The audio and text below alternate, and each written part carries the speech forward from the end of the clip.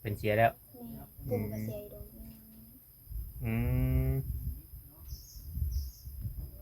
นี่อยู่คือเก่าแน่เฮาแบบมันบ่แม่นแบบว่าชาติว่านั่นเนาะบ่ดีเนาะแม่นคำว่าทางที่จริงหรือว่าความเป็นจริงนี่คำว่านั่นนี่เจ้าอยู่กับน้องเจ้าหรือว่าอยู่เฮือนตัวนี้เป็นเฮือนไผแท้เฮือนตัวนี้ก็เพื่อนของแม่บ่เป็นเฮ็ดให้แม่เจ้าบ่แม่เฮ็ดให้น้องมิกเด้เพื่อนน้องมิกเป็นกันอืม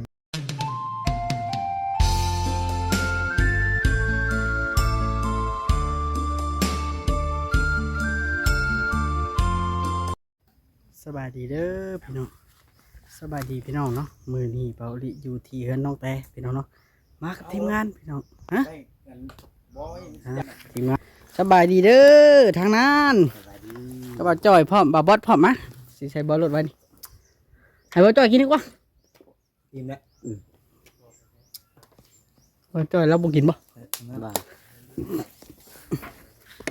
ส่วนหมดพริกหมดพาย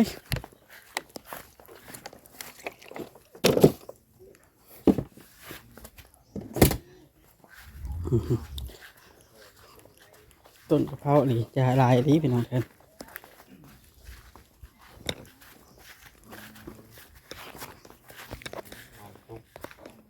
ให้เพิ่นเฮ็ดมามาขอนำแบบว่าเพิ่นแต่งได้บ่เพื่อแน่ดอกก็บ่ฮู้ยังบ่ฮู้บ่ขอชื่อบ่โอ้ สงสัยอัน แบบผักชูเนาะ ผักสู้ไว้พอพร้อมแต่งงานมีก็ฮู้เพราะว่านี่ก็ได้ถามพ่อเด้ยามนี้ปกติเพิ่นก็แต่งงานบ่เว้าดิ แตง แต่งบ่เดือนยังเดือนนี้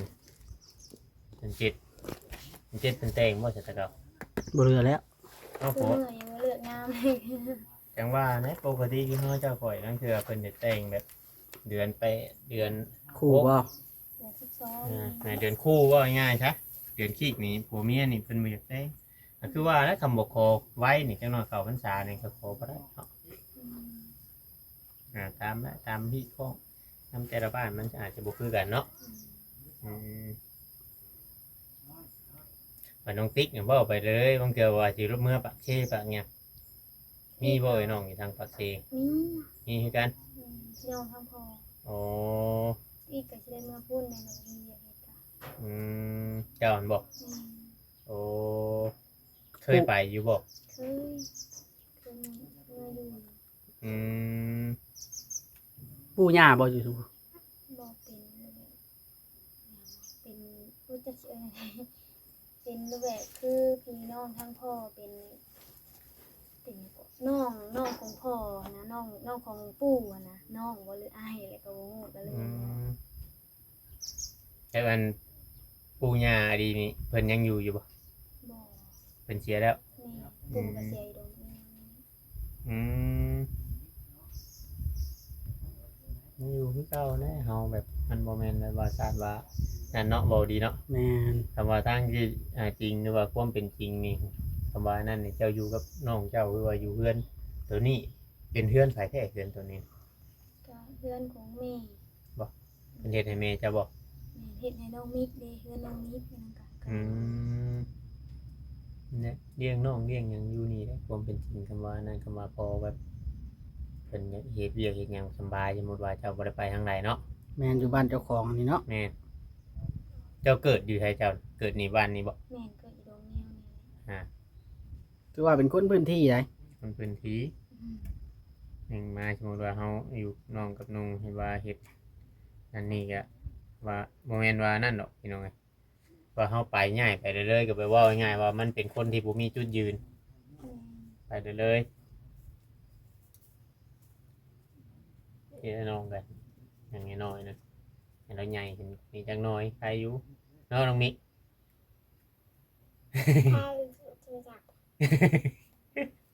ค่าเหรียญโทรศัพท์ เอ่อ ถือว่าพร้อมบินน้องแต่บัดนี้พร้อมบินไปเฮ็ดงานถือว่าสิให้ลูกให้หลานให้น้องเนาะไปนำถ้าพ่อบัดนี้ นี่มันนั่งไปแม่นี่นั่ง ไผนางอันน่ะไผแม่แต่บ่ เจ้าจะไปน้ำพ่อบ่คือจะไปน้ำเมเตเจ้าอะไปน้ำไผ ไปน้ำไผ่แล้ว ฮะ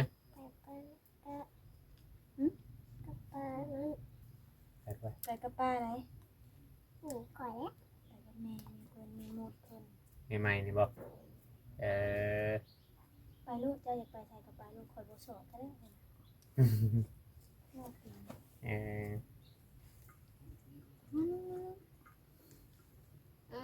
อ๋อหักแต่ว่าเรื่องงานนั่นนี่บัดนี้นี่มาทั้งฟังเจ้าสาวเนาะเมื่อวานนี่ FC หลายคนก็เพิ่นก็ยังแบบสงสัยหรือว่าของใจนะพี่น้องเป็นหยังคือว่ามาทางเฮือนเจ้าว่าวแต่ว่า บอลใจลูกอยู่ไหน ไปควายเนาะปกติคือบ้านเฮาเจ้าข่อยนี่การที่ว่าไปควายนี่แบบว่า ทางด้านเหี่ยวน้องเหี่ยวปกติคือบ้านเฮาเจ้าข่อยนี่อันไปควายน่ะเพิ่นแบบว่าบ่ได้ชื่อเหล้าชื่อเบียร์แบบบ่ได้ชื่ออัน ค่ะ จังได้ หันคานี่ให้กินดอกแค่ไปควายไปทามไปซื้อแต่อันนี้เพิ่นเอาคนมาแบบหลายโดดเท่านั้นเนาะ อันนี้ก็บ่รู้นะ ยันได้อ้ายไปเมื่อวานนี่นะ มีใครในไปวัน คอยจืด ไปหาอ้ายบ่ได้ท้ายเพราะว่าทางในบ้านเพิ่นบ่ให้ทาย เพิ่นอยากเป็นคนตัว แม่ เนาะ น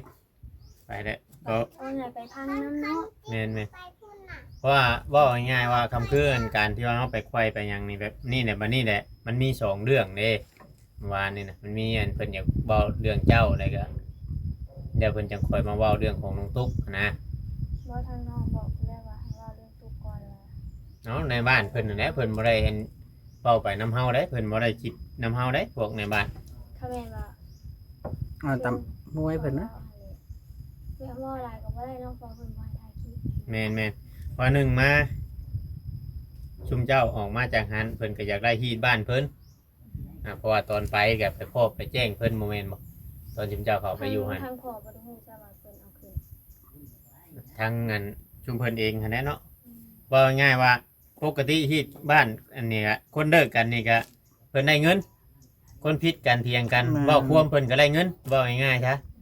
อันนี้แหละเฮาสิโดดมาเว้าเรื่องนี้โดดนี่เพิ่นว่าบ่เป็นไปบ่ได้เพิ่นว่าเพิ่นได้เว้าเบิดสองเรื่องช้าเมื่อวานเนี่ยอันเรื่อง ก็ ที่ บ่ว่าพ่อเนาะ อืม พ่อเนี่ยบ่ว่า วันนี้ก็เลยอันนั้นเด็กก็เลยว่า FC เนี่ยเพิ่นบ่เข้าใจว่าเป็นหยังคือไปเว้าอยู่เพื่อนฝ่ายชายคือบ่มาเพื่อนนั่นฝ่ายผู้หญิงมันยังบ่แม่นแบบนั้นเนาะ แม่นเพิ่นไปไขว้ซื้อ เพิ่นไปไขว้แบบมื้อวันศุกร์ตามที่เพิ่นเว้ากันว่าสิมาพี่เนาะวันศุกร์คำว่าเพิ่นหาทวงหาทันนั่นนะหาเงินได้ตามที่อันน้องทางพอเว้าได้เพิ่นเว้าก็ว่าเป็นสองด้านหาบ่เป็นสองด้านหากับหมูตัวหนึงเนาะกันเนาะกันพอเนาะบ้านเจ้าก็ซ้ำนี่บ่เว้านี่ แม่นจำนี่หรือบ่จำนี่แหละจักลืมแล้ว คือบ้านเคยดูมีคนเอาผัวเมียนี่ว่า แต่ละบ้านมันบ่ได้คือกันนะ ใช่ไหม บ้านเบาหลีนี่มีผู้หนึงเนาะไปเอาเมียบ้านโนนสันเนาะ แม่นหลานก็หลานค่อยนี่แหละผู้ชื่อแหล่นะชื่อแล้วนะชื่อแหล่ อืม คนก็แหล่อีหลีเด้ อันนี้มีจานแหล่ด้วย จานแหล่บ่หมู่กันบ่ตะกี้ ทางไปก็บ่ได้เห็นบ่ได้จื้อกันเนาะ อืม มือดองเพิ่นก็ไปเด้จ้ะ น่ากลัวอีหลีเนาะบ่เวียง น่ากลัวเรื่องไหนน่ะ เรื่องอันนี้แหล้วเรื่องว่าสิกินอยู่ใช้ดอกแบบว่าเพิ่นมาขอนี่นะ กินเพื่อนนี่ อยู่เรือนหลังน้อยนี่บ่ ชื่อเต้นมาค่ะ จ้างเอา เออ ว่าดอกซื้อ เศร้า เอา เศร้า เศร้า เศร้าเต้นมาอันนึง เศร้า พอได้ให้การจัดตั้งเพิ่นนั่ง เนี่ย แม่นอันนั้นก็สองอันเพราะว่าเพื่อนนี่เขาแม่นว่าเพิ่นเฮ็ดข้าวกวนกันว่าสิได้ตั้งอยู่นอกนี่ แต่ว่าฝากสู้นี่ทำเฮ็ดผ้าขวัญนี่น่าสิ3มื้อพุ่นแน่น้องตุกจะได้นอนอยู่นี่เนาะ 3มื้อ มี3มื้อแล้วจังได้มื้อจังได้ร่มกันอยู่บ่ฮะบ่ได้ร่มเป็นหยังคือบ่ร่ม โทรเมื่อวานก็ว่ายังบ่ได้จับเลยกับเพิ่นวางสายก็ค่าดำนานี่นะ อืม ดำนา ไปดำนาไผบ้าน ดำนาคนที่บ้านนี่ วันเท่าไรเพิ่นจ้าง แสนเช้า วันละ120,000อืม เราดำได้ครึ่งมื้อ คือมือปวดขา อืม แบบบ่ได้ดำนาตั้ง4 ปี5 ปี เครื่องมือเพิ่นก็ให้60เนาะ พอได้ซื้อบ้านแต่ซื้อยุงกิน ก็ง่ายๆว่าคำว่านั่นนี่เฮาลกกล้าเอาดีกว่าแบบว่าเฮาอยากมายามใดก็มาเฮาได้เป็นมั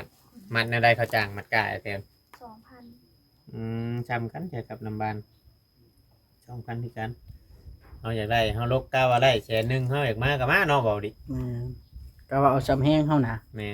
กันดำนานี่บ่ฮอดเวลาเพิ่นนี่เพิ่นบ่ให้ขึ้นเด้ ก็เป็นวันเนาะ กับจังหวะเวียดลูกกานะกล้าเพิ่นหญ้ากล้าเพิ่นด้วยหากงาวหั่น อืม เป็นโรคย่อเจ้านะ น่ะเป็น แบบว่า ดีเด้บ่จ้างบ่มันบ้านไกลๆน่าจะอยู่บ้านใดน่าจะ นาดูไตบ่ได้หยุดแม่นทางยาก อืม นาข่อย2นาเด้นาหลายนาทางนาบ่หลายนา นายกะติกระจก แม่นถ้าข่อยหลายคนเด้ชื่อนี่ถามของบ่จอยถือว่าน้องกระแตกับชดชัยขึ้นอยู่ชาวข่อยเบิ่งเนาะชดชั แต่ ย คิดฮอดอยู่บนเก่าเนาะ นั่นแหละจังบ่อยากเงิน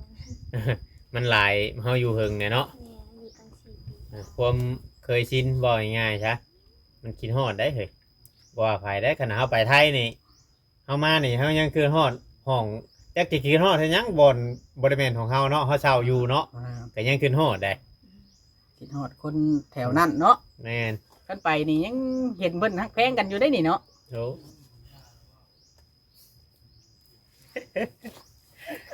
ครัวหยัง อืม ธรรมดาแล้วทำใจสู้ต่อไปบัดนี้เดินหน้าแล้วเนาะ เพิ่นบ่เจ้าบ่ไปหากะมื้อนั้นเนี่ยก็เจ้าก็สิได้พ้อกันคือเก่าแหน่เพิ่นก็มาคือเก่ามื้อกินดอง เขาไปเรียน ว่าจะไปหยังงานดองน้องตัวเองเนาะ เขาไปเรียน หักแพงกันคือเก่าแหน่ ตั้ง คื ใจ อ ก่อน ในฐานะป้า อืม แสดงว่าเจ้านี่ใจบ่เด็ดชำระได้นี่เนาะ แม่น การทำบ่ได้ถูกกระเด็ดอยู่มันก็เป็นบางคราว ใช่แล้วบ่จัก ปัดตัวมือใบยาหม่องอย่างนั้นนี่ แบกเบิกบ่ เบิกดาว เหมือนมันหลอกเราคนละ เมื่อเป็นหมู่ลูกข่อย เอามาเรียน พอลำหน้าแล้วเพิ่นจะเอามาชง ทงชายจงให้พ่อน้องแพทย์ก็เด้อ อืม เราจังฮู้ว่าเฮาอยู่ไส มึงมองบ่ได้นี่ เอ้าไวอีหลีเนาะ จังพ่อว่าอยากเขา จัง เอา ว่า เฮ็ดเวียกนี่ คือว่าไปสั่งก๋วยเตี๋ยวแล้วพี่น้องจังหน่อยก๋วยเตี๋ยวมาส่งก็ย่าเข้าแล้วเนาะ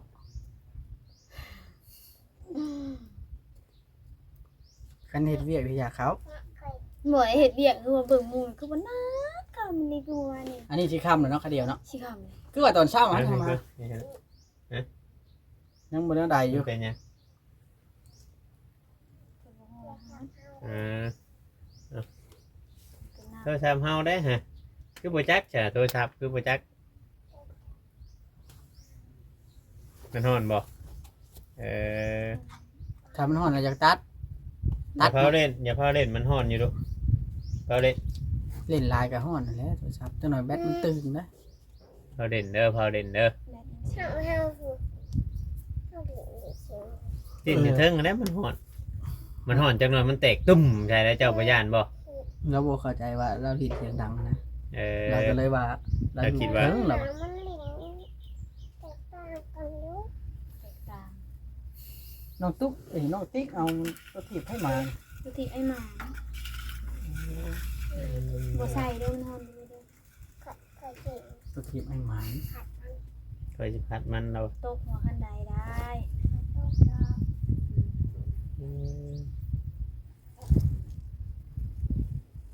คันอันถ้าพ่อเพิ่นไปอันปากเซ่น่ะเพิ่นสิไปเฮ็ดเวียกจ้ะ บ่ฮู้ได้ยินแต่เพิ่นว่าเพิ่นสิไป ต้องมีเวียกได้จังไปเนาะ แม่ ไปแล้วบ่มีเวียกฮุบกันมาอีก แม่นบ่เฮาอยู่บ้านเฮาหาตัดอ้อยเฝ้าอ้อยซักกันบ่มีเวียกน่ะไปแฮงลำ จั บาก กว่ายันบางเทื่อหวยต้องดิ้นรนนะสมมุติว่าเฮ็ดงานดองเนี่ยสมมุติว่า นี่มันก็ต้องได้ใช้เงินเนาะเดี๋ยวเผลอๆจะยืมเงินเขาเจ้าหุ้มยักนี่ เป็นเงินดาว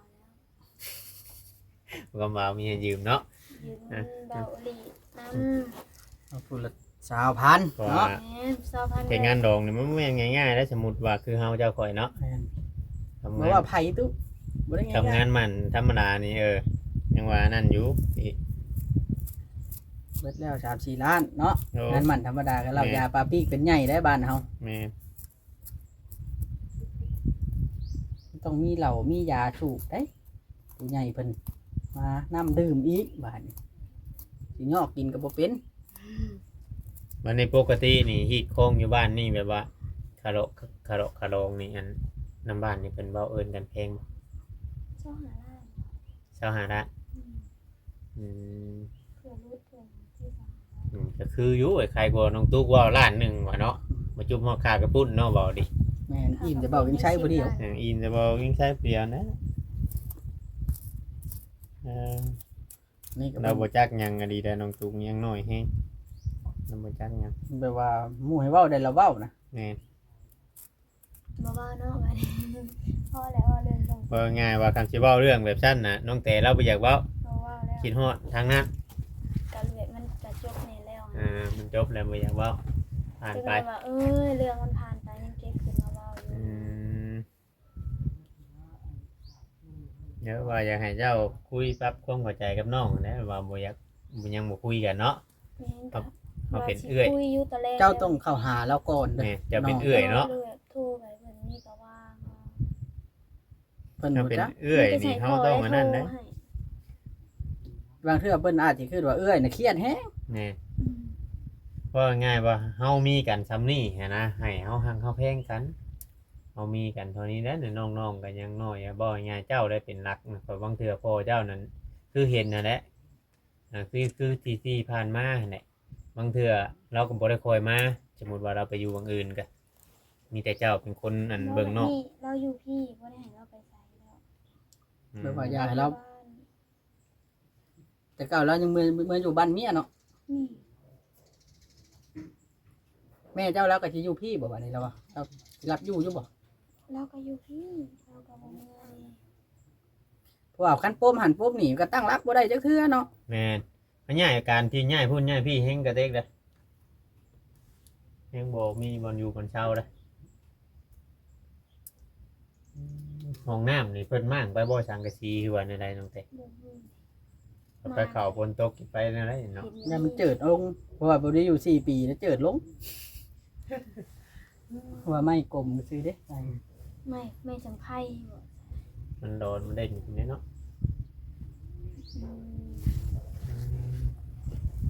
แม่นอยู่นี่มีป่าเนาะหาเฮ็ดหาหยังก็ง่ายอยู่ดอกอยู่นี่ มันเป็นดงได้แถวนี้ แม่น แต่จุมเจ้ามาอยู่นี่ตะกี้อยู่นี่รถบ่กับแม่นคือว่าอยู่หมู่ใด บ่อยู่ในบ้าน ในบ้านพุทธขายบ่อยู่พุ่น บ่แม่นดินตัวเอง อ๋อขออยู่ดินเพิ่น นี่ อืมอันนี้เนี่ยมาเพิ่นชื่อให้แล้วพากันฮุบมาอยู่นี้ นี่ อืม ว่าถึงท้องได้เราซื้ออยู่นี่แม่นบ่ นี่ ช่วงเราเข้ามาบนลมเงี้ยวแรกๆถือว่าเราเกิดอยู่ลมเงี้ยวเลยได้คลิปเรา อืม ตะกี้เราก็ถ่ายเอาแล้วขายของหมูก็ชื่อ ทำมาแรกๆนี่มันนำมาถ่ายอยู่บ้านหนองเงี้ยวเนาะ แม่นแต่เขากับน้องแต่บ่ทันมีเฮือนมีหยังเนาะน้องแต่ ตั้งแต่น้องบ่ได้อยู่บ้าน ไปใช้ลง เขาไปอยู่บ้านเลยลงอยู่ปากเซ โอ้ แม่ต้องได้เฮือนได้ดินแล้วจะได้ขึ้นมา เด็กกี้นะโอ้โดย แม่โทรบอกให้ขึ้นมา อืมเด็กกี้เจ้าไปเฮ็ดหยังอยู่ปากเท ไปอยู่น้ำอา อืม ไปอยู่เพิ่น7 เดือน แล้วก็แม่ได้เฮือนได้น้องได้มิกนี่แหละ อืม 7 เดือนหึงเติบได้น่ะเนาะตุ แม่เจ้าเลี้ยงน้องมิกจักเดือน น้องมิกกำลังออก กำลังออก กำลังได้เลย โอ้ น้องมิกได้วีวิทย์เดือนไทยอะนะ อืม วีเดือน อนที่8แล้วก็มาแล้วก็บ่ได้อยู่บ้านเดี๋ยวไปเฮ็ดเวียกอยู่ดงเห็น อืม ก็ช่วงหนึ่งดังว่าไปเอาผัวนี่ช่วงดังๆที่ อืม มีกายวีแต่เลยเขาสาวไปเอาผัวนี่ เลย แล้วมาแล้วก็ไปอยู่กับแม่ได้แต่ก็ไปเฮ็ดเวียกต่อ อืม